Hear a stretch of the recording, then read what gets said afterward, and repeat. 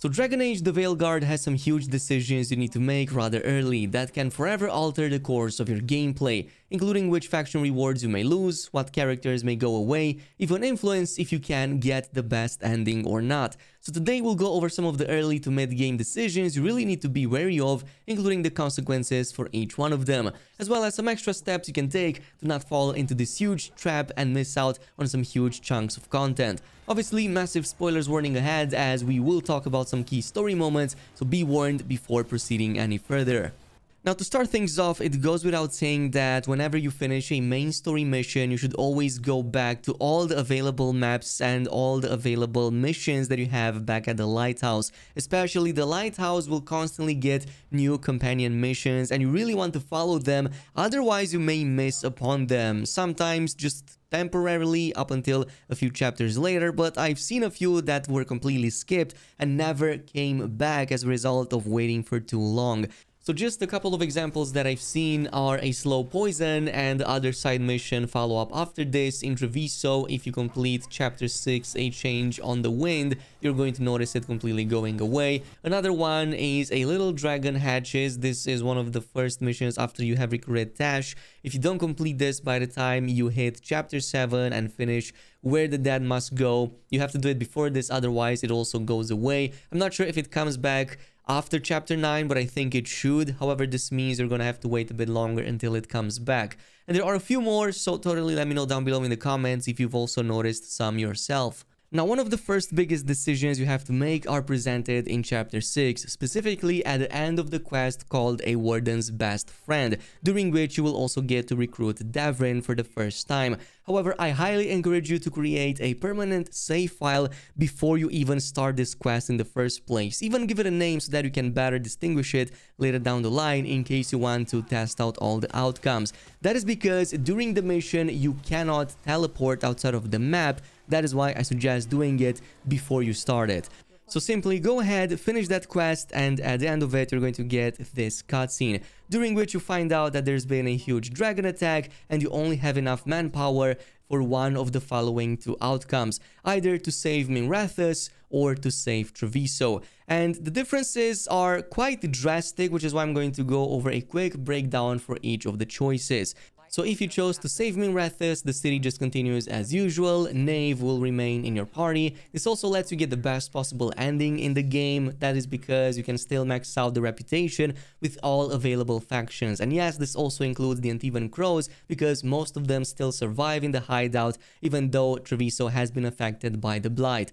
However, there are some big consequences. The first one is that Treviso now becomes blighted. However, from a landscape/map point of view, I've noticed that there's no restricted extra area, so pretty much everything that you had access before will continue to be accessible, including the side missions, also after it's been blighted. Another thing is that the main vendor, the main Antivan Crow vendor, will now be gone from the faction hideout, which means you're getting locked out completely from those Antivan faction rewards. And this also includes one of the best unique armors in the game, at least for the rogue, which in my opinion is also one of the best looking armors altogether in the game, which is a damn shame, but it's for the better good. Another big downside is that Lucanis also gets to leave the party for at least a couple of chapters until chapter 9 or so when he comes back. That is because he's going to be busy helping to rebuild Treviso. And finally, you'll also notice that most of the main market vendors on this side of the map will also have perished in that attack, locking you out of even more rewards. That is why I recommend buying them outright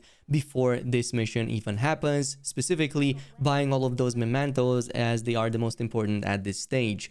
Now, for the other option, if you chose to save Treviso instead, the immediate effect is that the Shadow Dragon's hideout in Dogtown will be completely wiped out, and you will notice that the Venatori have moved in and now pretty much control the outside area. And because of this, most of the Shadow Dragons have gone into hiding, so this may explain why you can no longer max out the reputation with them, though we have not reached that far into the second playthrough. But at the same time, you're going to notice that the faction vendor is also completely removed, so you can no longer get any of those special items from it. Besides this, you will also start a different quest as soon as you load in, and you're going to follow up with Neve over here to follow the footsteps of the remaining Shadow Dragons and find some clues about the Venatori attack. At the same time, we also noticed that in our other playthrough with this scenario, the candle shop lights no longer spawned on the map, so it's likely that this also locks us out of one of the unique items in Dogtown. Again, let me know down below in the comments if they do appear for you. For us, they definitely did not.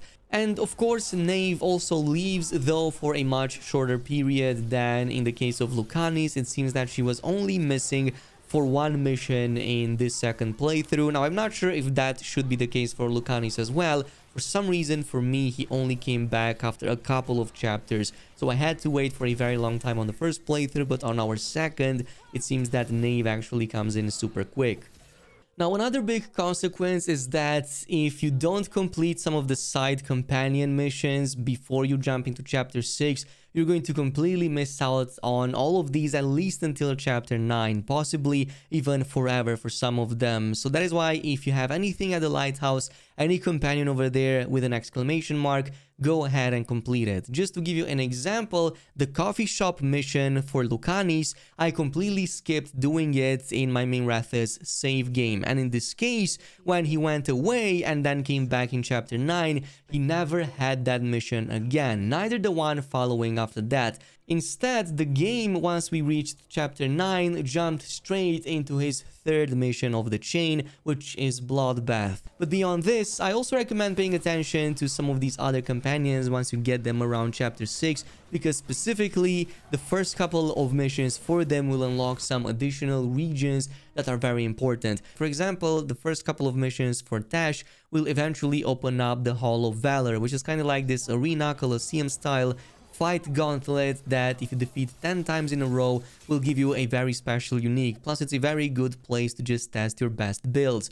And we already talked about how useful Devrin's first couple of missions are, how to train your Griffin. This is going to open up that eastern part of the map, specifically the one that also gives you access to two of the best uniques in the game. It's pretty early on, so I recommend checking out the video below in the description, which is going to tell you all you need on how to do that. Harding also has a similar one-time opportunity only to grab a unique item during the mission called the Waiting Stone, which is her second big one in the chain. Basically, eventually you will reach this outpost not too far into the main mission, and there's going to be a ladder to your right side as you make your way to the next area. So going down by it, you're going to find a treasure, which is also going to give you another unique item for your build. Now for Emmerich, you will also want to continue his quest line. I think that he is the most straightforward to complete because most of his missions become available right away, and any remaining ones will become available around Chapter 9.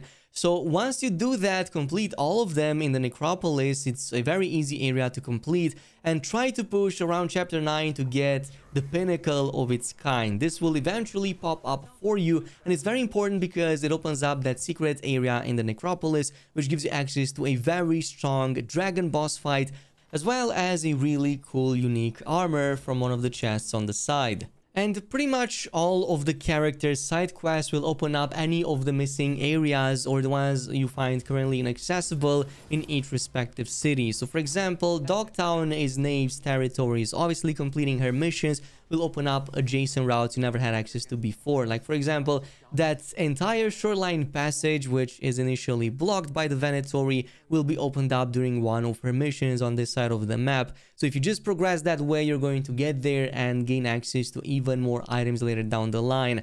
In completing Neve's quest lines, you're also going to open up adjacent side missions that will eventually give you access to previously inaccessible areas, including the Out of Tune quest as well as a hidden hoard. So Out of Tune, for example, will open up the ladder on this side of the map, which is going to be very important for one of the candle shops that you really need to get one of the specific uniques in Dogtown. Meanwhile, a hidden hoard, which you also unlock in Chapter 9, will be needed to eventually open up Desperate in Dogtown, which will bring you back at the catacombs and specifically in the Forgotten Sanctuary, which was previously locked out. But now it's open, you can defeat the enemy inside, and again, you gain access to another unique item. But anyway, that is it for now for like the mid game. There's going to be a bigger guide that will also involve the end game. However, I want to avoid spoilers for now. There are some other big decisions also coming out in chapter 11 after this. So a closing tip that I have for you is to make a save before that even happens. And also try to max out all reputation and all of your characters' side quests before you jump in after the point of no return. But this is it for now. Thanks so much for watching, and until next time.